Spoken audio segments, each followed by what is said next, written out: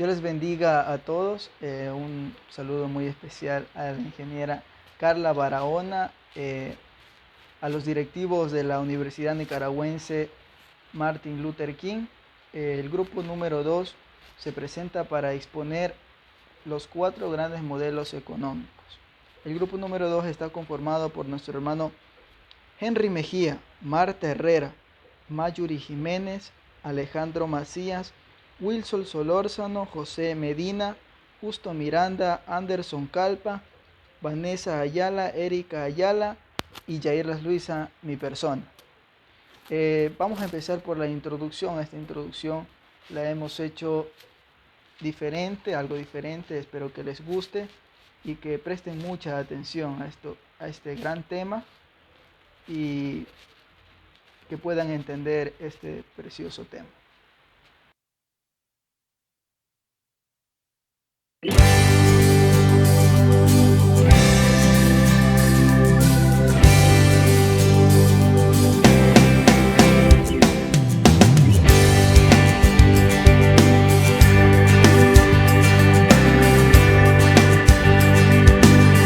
El grupo número 2, el que ahora va a exponer, llamados para anunciar este importante tema, el que ahora vamos a ver. Son 4 modelos de la economía, y presten mucha atención. Son 4 continentes los que ahora vamos a ver. Vamos por Norteamérica y en la parte del sur vemos Latinoamérica, también su parte del tour. La historia nos impulsa, no nos podemos callar. Anunciaremos de Asia y de Europa también.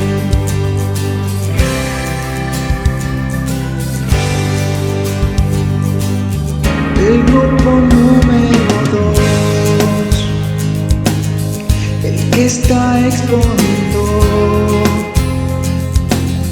llamados para anunciar este importante tema,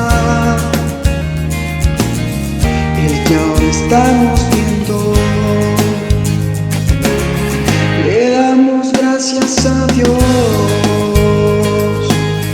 por esta gran bendición. Sabiduría Él nos dio para darnos poder y seguir exponiendo los sistemas agrarios por cada pueblo y nación. Les trajo esperanzas al hombre y a su nación. También el feudalismo no podemos dejar. Se los anunciaremos en la siguiente estrofa.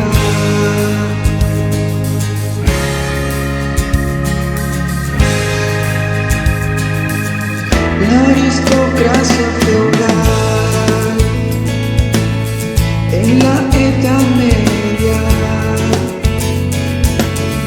comenzó a nacer para darle el poder a los amos también. El grupo número 2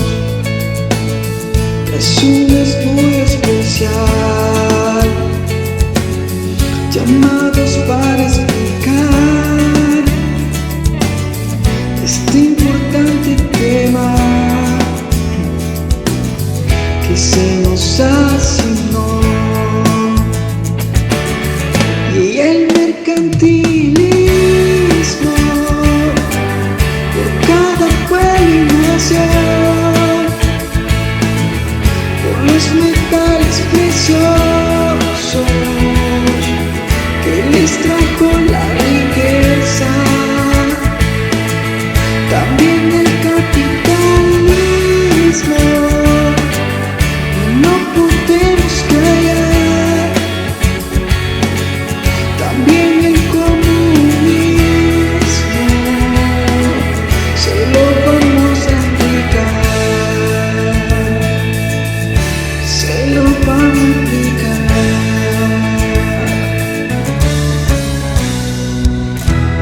Con ustedes, hermana Mayuri Jiménez.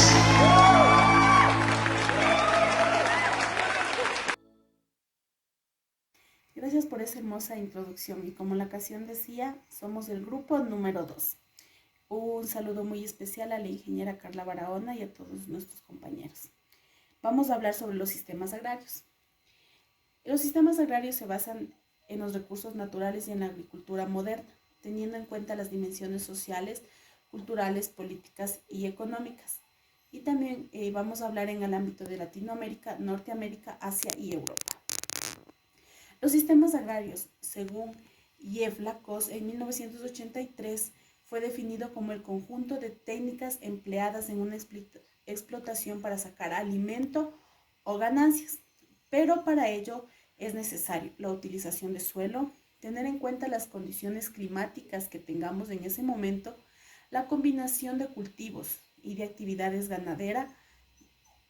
Es necesario el empleo de medios de producción técnicos, como maquinaria, como abonos, etc.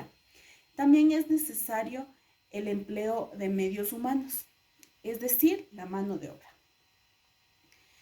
Queremos decir que el sistema agrario es el resultado del aprovechamiento del potencial del suelo, clima, también por un conjunto humano. Este define de los objetivos del grupo y varían de acuerdo con el medio natural en el cual se insertan, el tipo de sociedad, la estructura económica de esta, políticas de Estado, todo lo cual lleva a que sean diversos los agrosistemas que suceden en el espacio y en el tiempo. Hablando de Latinoamérica. En Latinoamérica se tiene un uso de una metodología llamada Input-Output. Esta quiere decir que es una tabla donde analizamos económicamente y también estadísticamente. Tal como su nombre lo indica, los datos output se refieren a los datos de producción, mientras los datos input se refieren a la utilización de insumos. ¿Sí? Entonces, en Latinoamérica, los datos de las tablas mundiales entre países de la Organización para la Cooperación y el Desarrollo Económico, el presente estudio plantea un análisis estructural del sector agrario en el ámbito internacional, especialmente en 7 países latinoamericanos: Argentina, Brasil, Chile, Colombia, Costa Rica, México y Perú. Si bien la información cubre más de 60 economías, los resultados obtenidos identifican a Chile como el país de América Latina que cuenta con el sector agrario más moderno, además de presentar los indicadores socioeconómicos más avanzados. Mientras tanto, Perú y Colombia suelen encontrarse en el otro extremo. Asimismo, se puede concluir que los modelos de modernización agraria optan por Argentina y Costa Rica. No han favorecido un desarrollo paralelo de estos países, pues tienen un impacto limitado en los mercados internos en ambos casos. En Norteamérica, la medida agraria de los Estados Unidos de Norteamérica es el acre, que equivale al 0.405 hectáreas aproximadamente en nuestro país. Un granjero moderno en aquel país cuenta con una superficie de 1000 acres, que en México equivale a 405 hectáreas. En Estados Unidos de Norteamérica, el concepto de ejido no existe. solo el de propiedad privada, y bajo este concepto es sujeto de créditos hipotecarios, manejado por bancos y de préstamos gubernamentales, fácilmente recompensables. Es por eso que el granjero norteamericano es más productivo, debido a que está en juego la propiedad de sus terrenos. En cambio, en México esto no sucede, ya que el ejidatario se confía de los apoyos del gobierno, pero incluso este último llegará a inflar los apoyos destinados al campo y desvía su destino para fines electoreros. Cosas distinguen a la agricultura del vecino país y Norteamérica. Asia. Algunos de los episodios más dramáticos de la distribución de la tierra en el siglo XX fueron presenciados en Asia. Sin embargo, grandes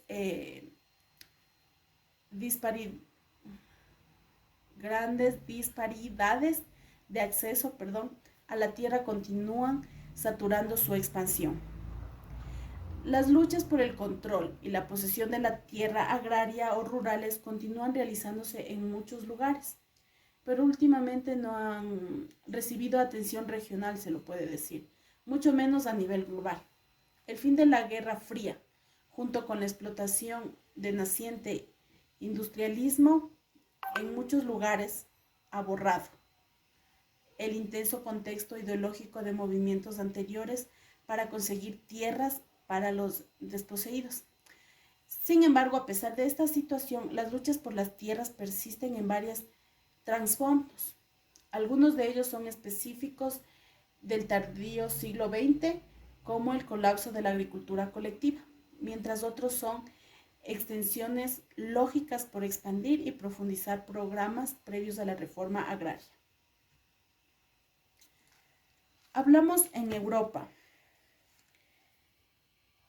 En Europa, los beneficios que se generalizó fue la explotación de las fincas en régimen propiedad directa. En parte como consecuencia, esta tendencia o la explotación directa, importancia estratégica de la agricultura.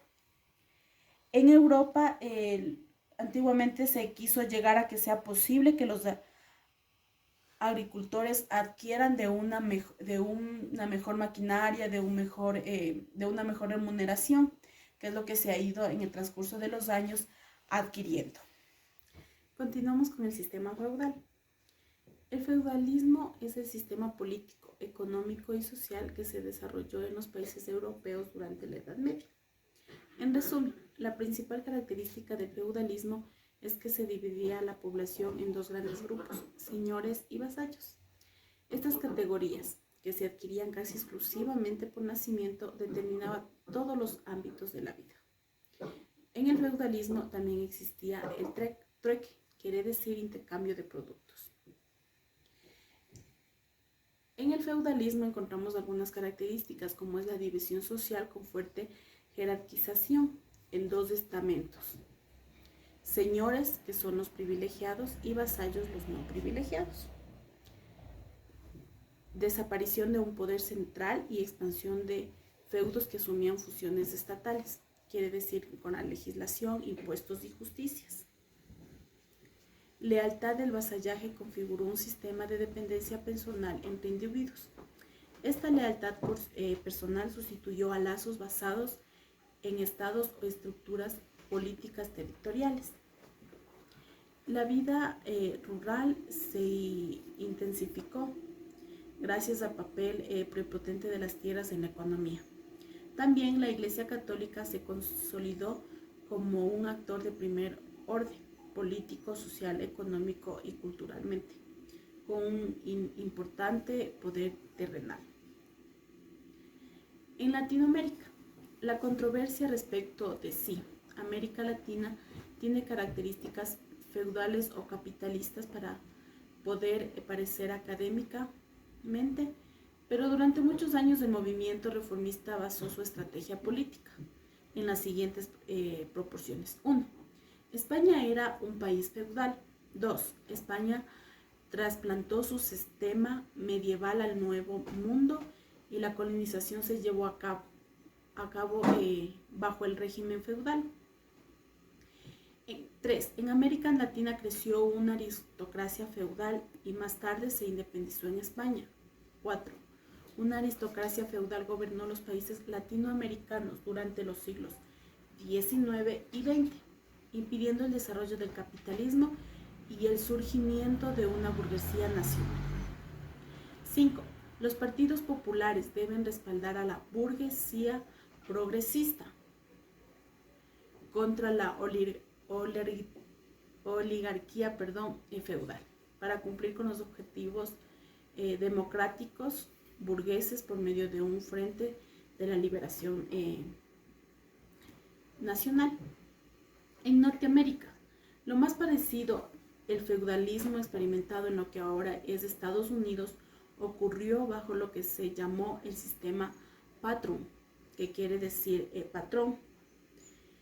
Esto es, un patrón era un terrateniente con derechos señoriales sobre grandes extensiones de la tierra en la colonia holandesa en el siglo XVII de la Nueva Holanda en la costa este de América del Norte. Y así fueron diferentes países, básicamente al mando de un patrón, que significa patrón. Diferentes países empezaron a tener el sistema feudal por esta jerarquía que existía. Asia. Empezó a generalizarse en Japón desde el comienzo del periodo Kamakura, 1185-1333.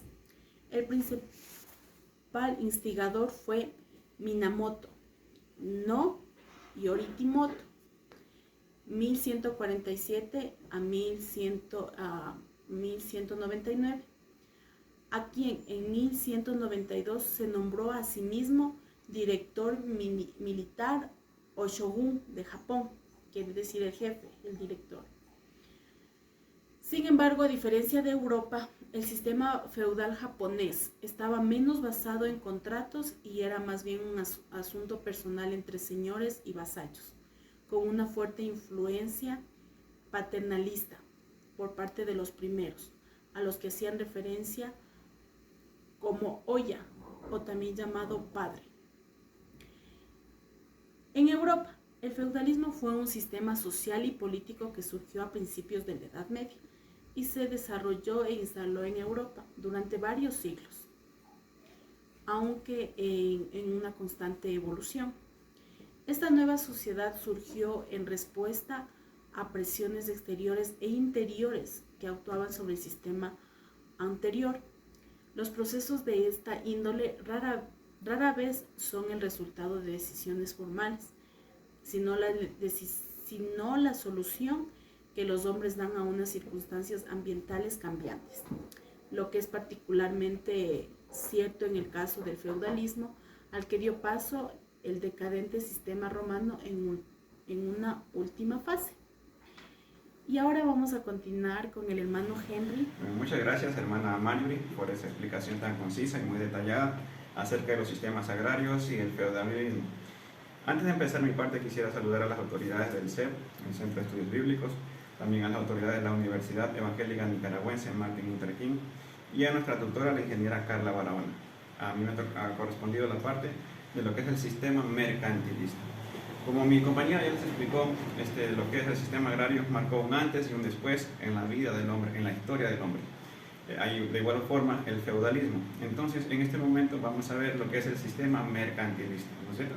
Entonces, decimos que la estructura institucional de un país no es indiferente al resultado económico del mismo y por consiguiente, el carácter mercantilista de la economía de los países tiene relación directa con el subdesarrollo de los países, ¿okay? Entonces, para tal efecto, empezaremos con una breve reseña acerca de la economía mercantilista y concluiremos presentando un trabajo de este modelo económico en cuanto a continentes de Norteamérica, Latinoamérica, Asia y Europa, ¿ok? Entonces, tenemos Latinoamérica. Decimos que la economía política clásica inglesa depende en alguna medida del sistema económico de la época. Se percibe con mayor claridad aun cuando se lo confronta con el pensamiento económico del periodo anterior y se tiene en cuenta simultáneamente los lazos de cada construcción teórica con el sistema económico al que corresponde. O sea, trata de confrontar de un lado la economía clásica y el sistema económico del siglo XVI y del principio del siglo XVII. Sombor ha llamado el mercantilismo la economía política del capitalismo. Entonces, estimados alumnos, estimados compañeros, primitivo de dónde sale una doctrina del sistema mercantilista. Entonces, seguimos con lo que es el mercantilismo en Norteamérica.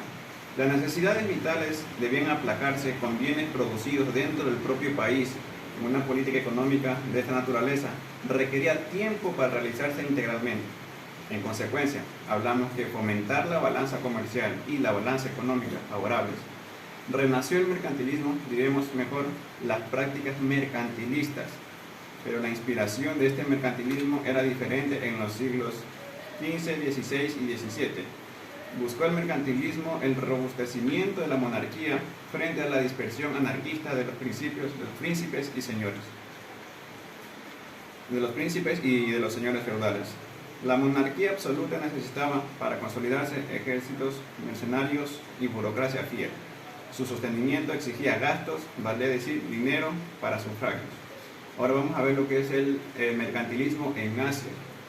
Los flujos asiáticos, desde la segunda mitad del siglo XVII hasta finales del siglo XVIII, la mitad de la planta americana importada en Europa se reexplicó hacia los mercados asiáticos, en particular hacia India y China.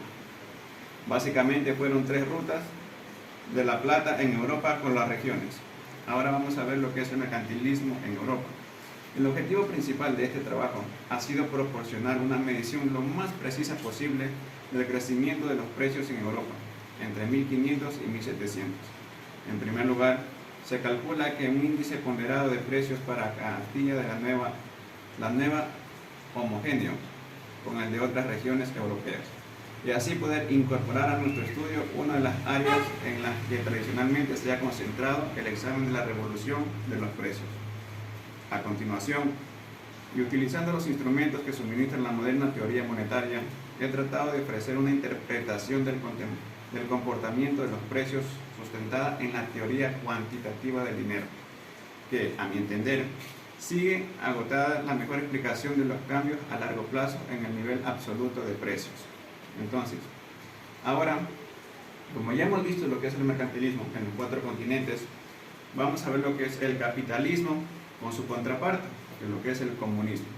Nosotros sabemos que el capitalismo concentra su poder en la empresa privada, contrario al comunismo, que concentra su poder en el Estado y ésta lo redistribuye a la sociedad. Entonces, decimos que el capitalismo es un orden o sistema social y económico que se encuentra en constante movimiento, derivado del usufructo de la propiedad privada sobre el capital como herramienta de producción, que se encuentra mayormente constituido por relaciones empresariales vinculadas a las actividades de inversión y obtención de beneficios, así como de relaciones laborales, tanto autónomas como asalariadas, subordinadas, libres y con fines mercantiles. Vamos a ver qué es el comunismo. El comunismo es un sistema político y un modo de organización socioeconómica caracterizado por la propiedad común, es decir, todo es de nosotros y nada es de nadie, ¿ok? Entonces, de los medios de producción, así como por la inexistencia de clases sociales, no hay ricos, no hay pobres. Entonces, esto no existe en lo que es el comunismo. Todos ganan lo mismo y todos tienen las mismas opciones, todos tienen las mismas capacidades, todos tienen las mismas oportunidades. Entonces, del mercado y del Estado, el comunismo incluye una variedad de escuelas de pensamiento privadas de los medios de producción, la tierra y la industria. Suele clasificarse como una doctrina de ultraizquierda debido a la radicalidad de sus planteamientos. Vamos a ver esta radicalidad de planteamientos en Latinoamérica. El capitalismo en Latinoamérica se ha desarrollado dentro del contexto de la expansión y la evolución del capitalismo mundial. En función de esto, ha asumido formas específicas que sin negar las leyes generales del movimiento del sistema en cuanto tal ha configurado en el continente tipos específicos de capitalismo dependientes cuyo carácter y modo de funcionamiento están íntimamente conectados con la dinámica que asume histórica el capitalismo en los países centrales. Ahora vamos a ver lo que es en Norteamérica. En los comienzos del siglo XVI, Mesoamérica era una zona de guerras, alianzadas, combatientes y poder impugnado. Los que surgían y los señores establecidos hacían verle sus legitimaciones religiosas, al mismo tiempo que competían por exigir trabajo y bienes de los pueblos y las comunidades rurales. Ahora vamos a ver lo que es el comunismo en Asia. Esto apenas sería digno de ser discutido, si no es que hubiera establecido como un argumento que se repite constantemente.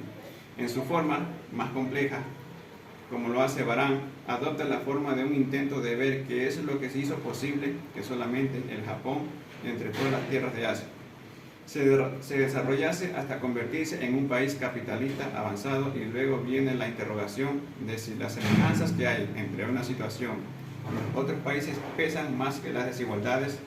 Pero, aunque el propósito definitivo de Baran en escrutar el Japón y la India es extraer lecciones de dos países del tercer mundo, diametralmente opuestos, el dato es que no logra indicar lecciones útiles ni medio menos.